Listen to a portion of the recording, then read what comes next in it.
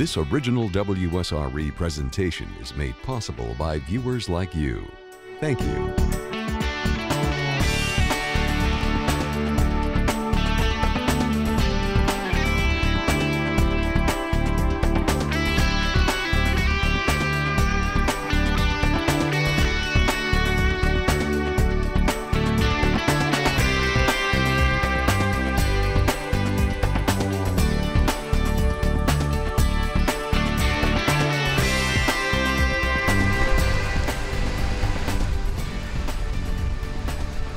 Voters line up to cast their ballots in this year's primary election. Will it be a healthy turnout this time around? One thing is for certain, it's never been easier to participate. The era of vote on election day, or not at all, is long gone. And the experts on the system are with us tonight. Good evening, I'm Lloyd Patterson. This is CTC, Connecting the Community. Welcome to our program tonight. We just finished 3 nights of candidates here on WSRE, the Rally 2010 program, and the job of counting all the votes falls into the hands of the people who are guests this evening. David Stafford is Escambia County Supervisor of Elections, first elected in '04, re-elected '08, serves as President-elect of the Florida Association of Elected Supervisors. Ann Bodenstein is a Supervisor of Elections for Santa Rosa County, elected in '04, and she serves on the board of that state association. Paul Lux is the newcomer to the club, selected as Okaloosa Supervisor of Election 2 years ago, and is involved in the testing of voting equipment that has been at the heart of 1 or 2 controversies in the state of Florida over the years. Welcome to the program. Thank you very much for joining us. Let me start with Ann Bodenstein. How's the early voting going this time around? It's very slow. When today is over, probably around 1,000 people would have voted.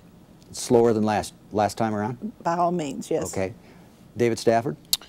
Well, you got to look at the sort of comparing apples to apples.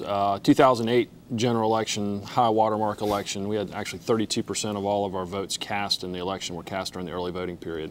Our numbers right now are tracking a little ahead of where we have traditionally been for primary elections.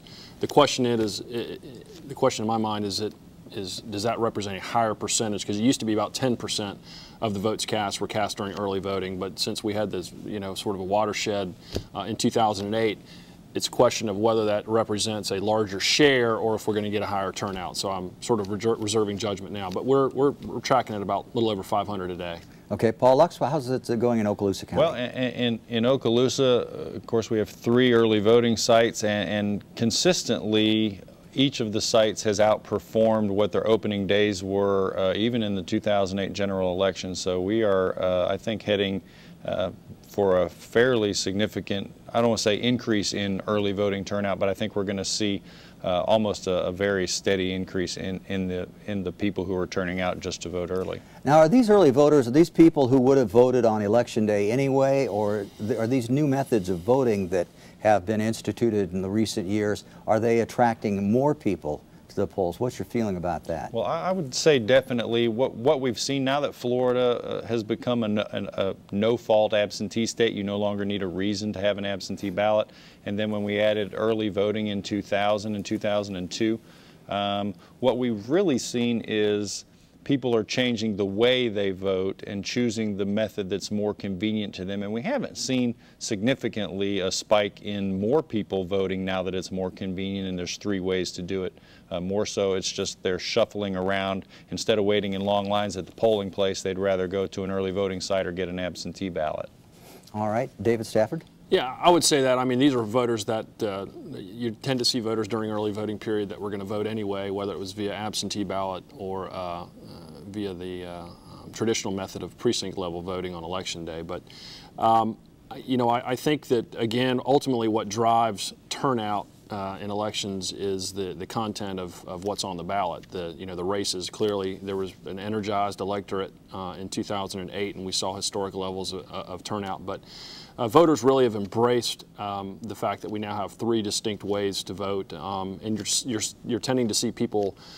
We saw that before in absentee voters once people started to become an absentee voter, with some minor exceptions if they're going to be out of town. But there's certain people that like to vote absentee, and you could track them, and that's the way they voted from election to election. Now we're starting to see the same thing with early voters, and then you still have your traditional precinct level voters as well. Okay, Ann Bodenstein, did the new ways of voting, is it attracting new voters, or are they just people who would have voted anyway? It's people that would have voted anyway. The only thing that we've seen that's been a little different in this primary is the rate of people that's asking for absentees. It was a little bit of a surprise. It's almost 50% of what we had in '08. You almost can't call them absentees anymore, can you? It's vote by mail, really. Yeah. Right, right. Now, we want to take a look at, we have the information we want to put on screen that show, first of all, for Escambia County, the Republicans breakdown, the Democrats, the no party affiliation, right. And we see in Escambia County anyway, it's still a contest. I mean, the Republicans have higher registration here, but the Democrats are well represented in registration. The gap's not as large between the registered Republicans and Democrats as it is in Okaloosa and Santa Rosa County. And that percentage, I mean, it'll move maybe half a percentage point either way, but over the last several years it stayed at that fairly consistent 44-40. You know, it'll maybe come down to 39-43 or up to, but it hovers right around that. At what year did Escambia flip over from being 2004. 2004 was the tipping year. It is. Now, the interesting thing is that the fastest growing segment of the electorate, I know for our county, over the past probably decade, has been what's called the no party affiliation voter, NPA. People otherwise, you know, that's sort of a specific Florida election term, but it's basically independent voters, people that are said, I don't want to be part of any political party. And that share has grown the fastest when you compare it to either third-party candidates or major party candidates. Let's take a look at Santa Rosa County registered voters, where we have Republicans really swamping Democratic registration. It's not even close. No, that changed in 1996. The Democrats had always been ahead in the polls, but Republicans did that year and never looked back. How about the trend among non-affiliated voters, no party voters? It's considerable. Like David said, I believe we have like 20,000 in Santa Rosa, and it has grown by leaps and bounds. So is that your fastest growing category in Santa Rosa County? It's the no party. They don't want either Democrat or Republican. That's right. Okay, Paul Lux, let's take a look at your statistics from Okaloosa County. And you are, if anything, even more of a Republican county than Santa Rosa County.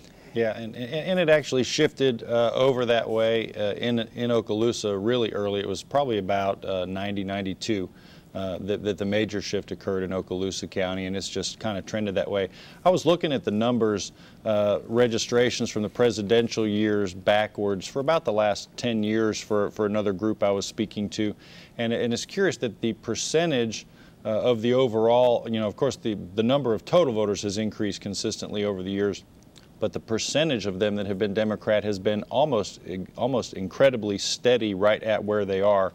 And the Republicans have fluctuated, you know, 0.5% to 1% here or there, but like David said, overwhelmingly what we're seeing is an increase in people who are registering with no party affiliation or minor party affiliation. Of course, the Republicans here find themselves in the same spot that the Democrats used to be in the South, and that is, if you want to participate in politics, you have to register and vote in the Democratic primary. We have a closed primary system here, so if you want to really participate in the primaries, this upcoming primary in Florida, you almost have to be a registered Republican in Northwest Florida, don't you?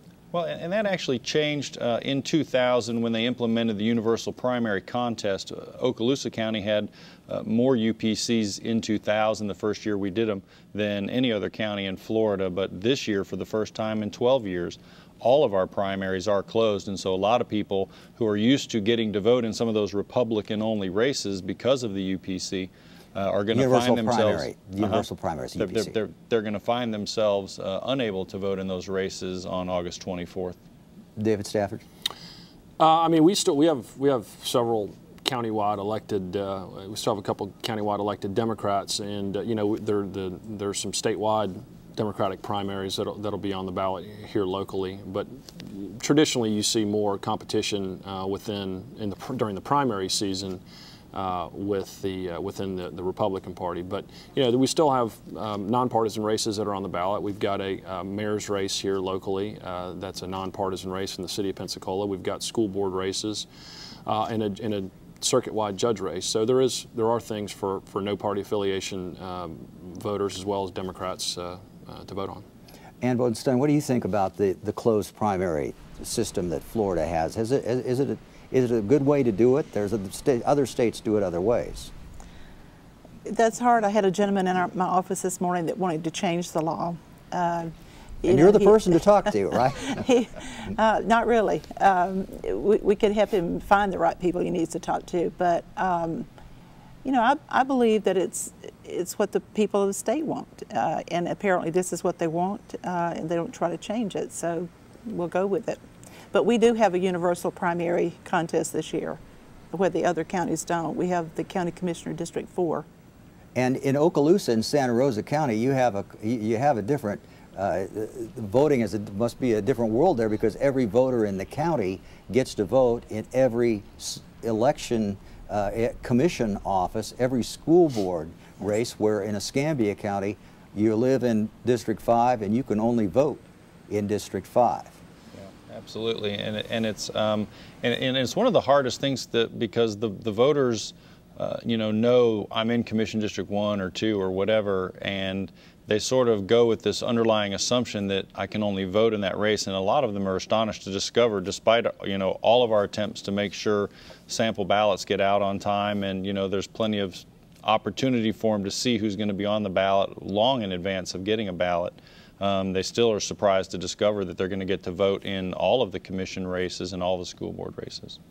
And Bodenstein? Same thing with us.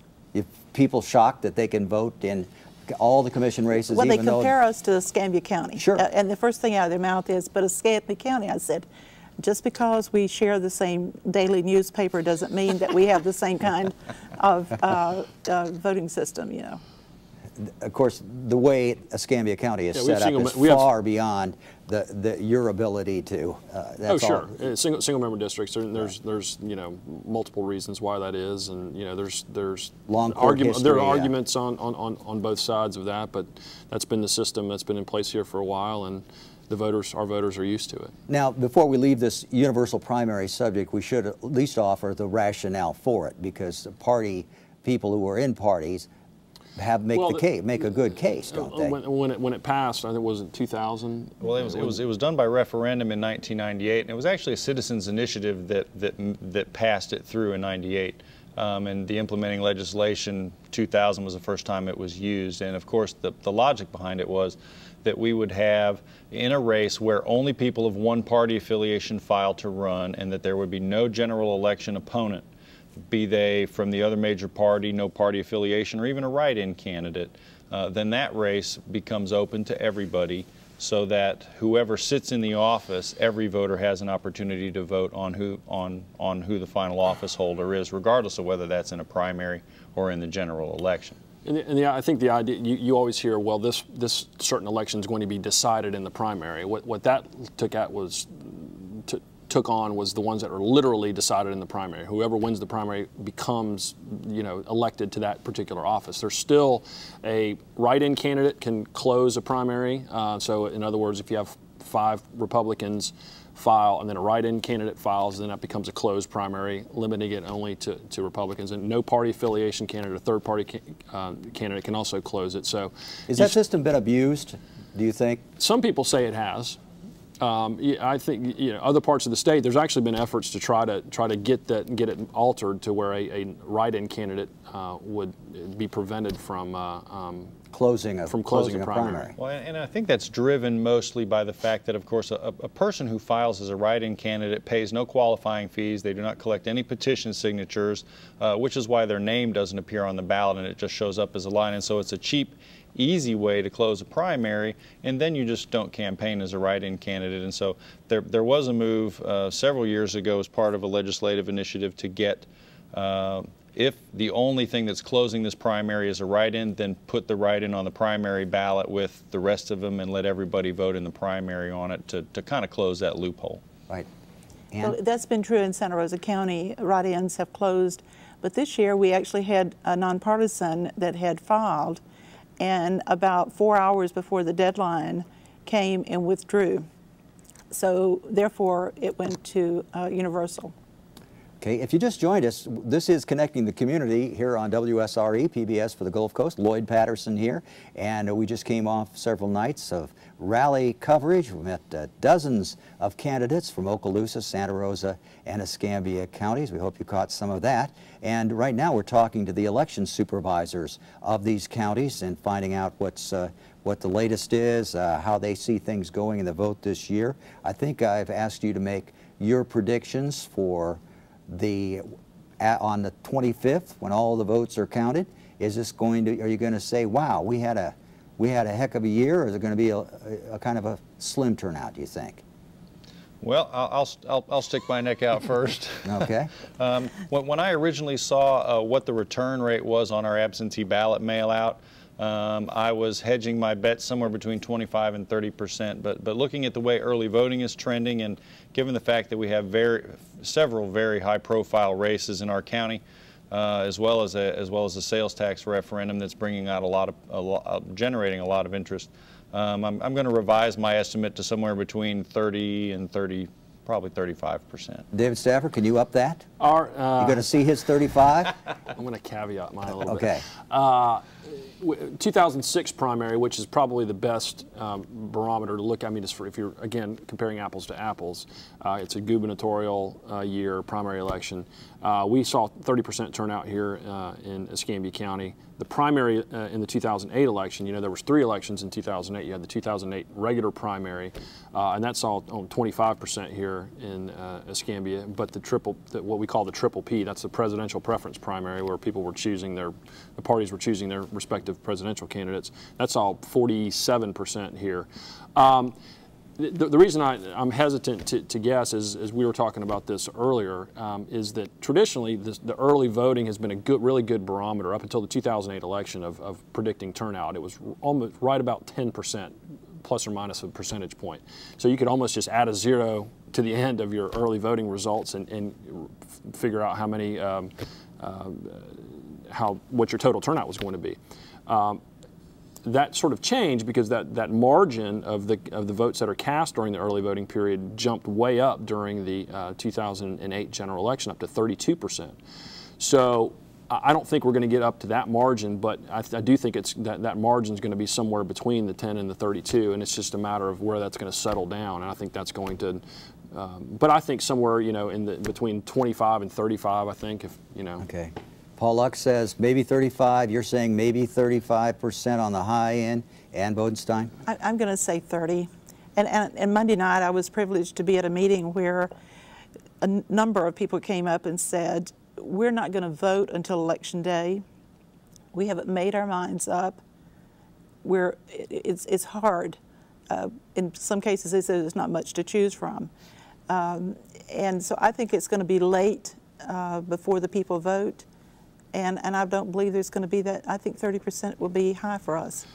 Lloyd, if I could add something. Sure. One of the other things that the primary election is now a week earlier than it used to be. So you're a week further back into the summer, if you will. And here in Escambia County, I think the schools open the day before Election Day. So you do have a lot of people focused on, you know, parents with families on wrapping up their summer, getting ready for school to start. So I think there's a lot of focus on other things other than elections. So we could have a lot of late deciders too. But you know, I think somewhere in that general vicinity of 25 to 35 in that range, I think is probably a safe bet at this point. This year, Northwest Florida, of course, is known around the world practically for beaches of oil, although we know that's not true. Is that going to translate into anything, do you think, on Election Day? Is that going to be a motivating a factor for turnout, or because there's not really a decision voters can make on that issue, perhaps it won't. Yeah, and I've been to, my office gets invited to a lot of the candidate forums to have a table so people can change their addresses and stuff and pick up information about, you know, early voting, absentee voting, that kind of thing. And overwhelmingly, I'm hearing a lot of concern, particularly aimed at county commission candidates about, you know, economic trends, and it is a concern for the voters, although, you know, the oil issues, you know, as a specific to Okaloosa County, we didn't see near as much oil as anybody else did. Now, whether it's, you know, all waiting for us on the bottom, I don't know. But right. But as you say, you know, with that special legislative session getting shut down almost before it started, so that there is no referendum going to appear on the ballot come November, I'm not sure that that's going to be a huge contributing factor. I mean, obviously everyone's got a lot of concern about the economy and especially local economies, but I'm not sure that that's going to translate to the ballot box. I think in Escambia it's going to be almost on a race-by-race basis. For instance, you know, I don't know that a school board candidate that really impacts them as much. But we have 2 county commissioners that have been that are running for re-election that have both, you know, their districts are the ones that were the two most impacted by the oil crisis. So certainly, I would think voters are going to look at how they performed, if you will. And make judgments upon that. And then if we have the mayor's race as well, and we have the mayor, the current mayor, albeit under a different form, is running for the new strong mayor. So I think that will come into play a little bit in that. But overall, I'm not picking up at this juncture any overwhelming, that being an overwhelming theme for people driving people to the polls. Okay, Santa Rosa County oil impact? I don't think so, but there were some candidates that had lots of coverage during this time, which could be a plus for them. But I don't think it's going to influence it at all. Okay, in the time we have left, let's talk about the actual voting and what questions the most, each of you think of the most common question, the most common impediment perhaps to voting that people have, and what you tell them. And let's start with you. Are you sure that I can vote on this? We've had people that just don't understand universal races, and like what Paul said a few minutes ago, I don't care how many times you try to educate them, they still don't understand what a universal race is. And the nonpartisans this year, of course, are being able to vote on that race, County Commissioner District 4. But I think that probably that's the most we've heard. Okay. I think when it comes down to election day, you get questions of you know, people that really kind of decide late that they want to participate, and you know, where do I vote? We get a lot of those questions. What do I need? You know, we tell them about the ID requirements. You need a photo and signature ID. Those are probably the 2 biggest questions that we have. How do I vote? Where do I go to vote? We now have the 3 ways to vote. Where that's one of the advantages of the early voting period is being able to get that information out. You can go to any one of these 4 places, or you can wait to go to your polling place on election day. But those tend to be the type of questions. And then, of course, what's on my ballot. We mail sample ballots to all of our voters, and so that's been helpful in the past, so people can actually see a copy of the ballot that they're going to vote when they go to the polls. Okay, Paul Lux? And I think part of that too for us, you know, a lot of the same questions about what do I need to bring with me when I go vote, what sort of ID requirements do we have, and of course, you know, for most people, if you've got that Florida driver's license, that's your easy and quickest in and out.